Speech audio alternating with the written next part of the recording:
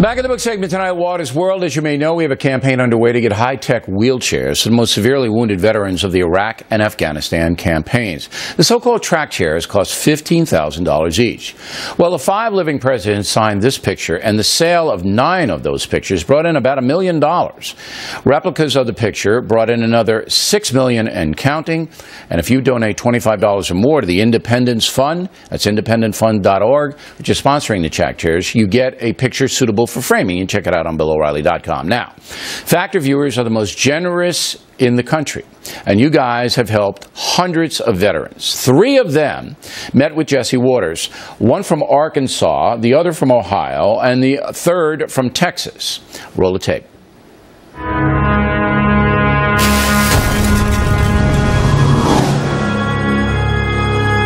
Flip.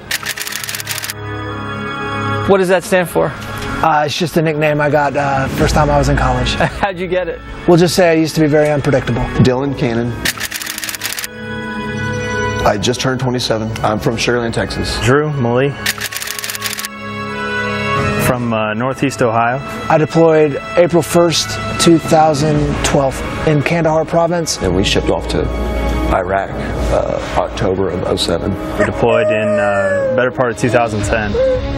And then I was injured in May of 2012. I was with 2nd Infantry out of Fort Lewis. When you sustained your injuries? December 29th, we were going back to the base to do vehicle maintenance. Somebody stopped our convoy and said that they saw somebody drop a roadside bomb at the checkpoint. I stood up, the bullet went straight through my neck right here and out the back.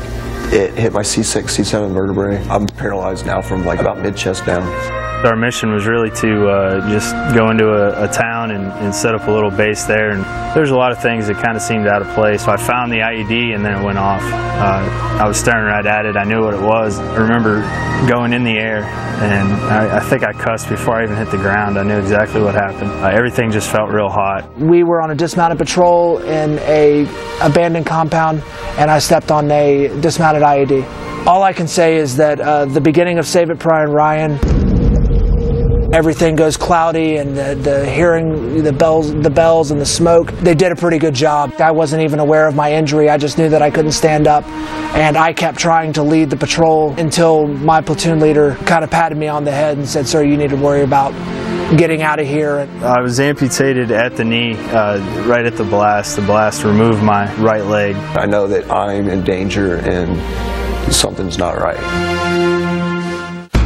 My wife was 3 months pregnant when I was injured. I definitely wanted to get up and walk in before he was born. You know, help out with him. And he's clapping for you. Yeah, he's a little ham-bone. What was your emotional state of mind during that period? It took me a while to accept the fact that I got the easy way out. So your mom came to see you. It felt good to wake up and see her face because I knew that my dad had passed. My mom's a trooper. I love you. It was more focused on the family and keeping on going. We talk about, you know, things being significant emotional events, and they're not. This was. I probably think about it a little bit every day, but to say that I dwell on it, no, I don't think I do. Your relationship with your wife, how has that changed since you've gotten more mobility? She's been my rock through this whole thing. Every day of my recovery has gotten, our relationship has continued to get stronger and stronger as I have shifted from patient mode back into husband mode. I can do virtually anything I want to do. It's going to take some equipment to do it. Mr. O'Reilly promised you that day you would have a chair, and on behalf of the Independence Fund and the hard work that Mr. O'Reilly's done, I want to present you with your very own Action Track chair.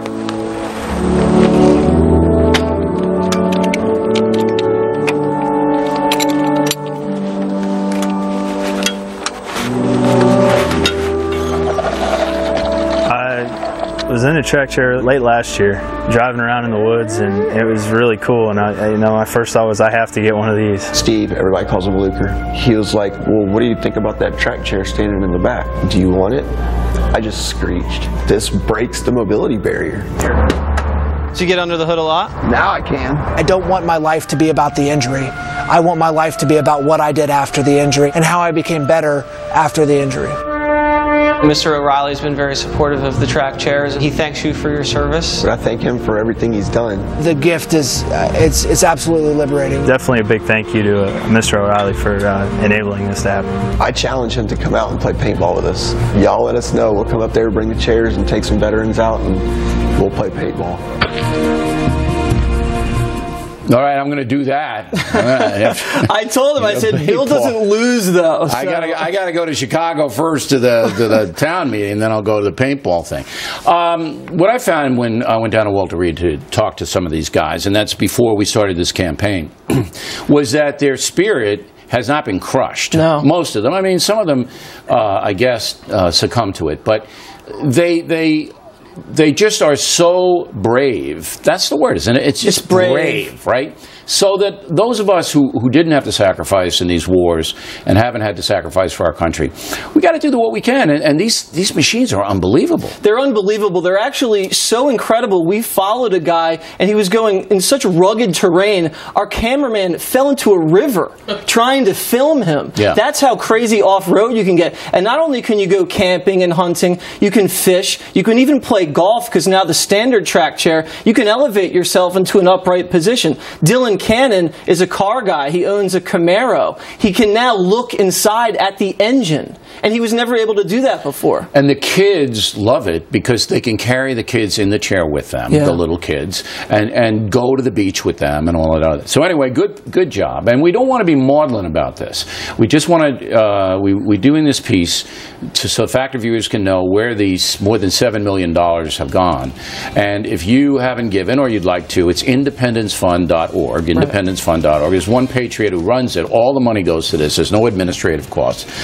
Steve Luker, right? Yeah. We call him Luker. Luker, amazing guy. He's a patriot. And we're going to have him on, too, in a few weeks, and he can talk to us about it. So nice job. And you're coming out with me to the paintball. It's going to be me and Waters. We're on the same team? Yeah, against those guys. We might be in some trouble. Well, we'll just surrender the first 30 seconds. Wave the white flag. Yeah, there we are. Okay. And also I want to thank Sherry Lansing, used to be, I think, Paramount Pictures chief.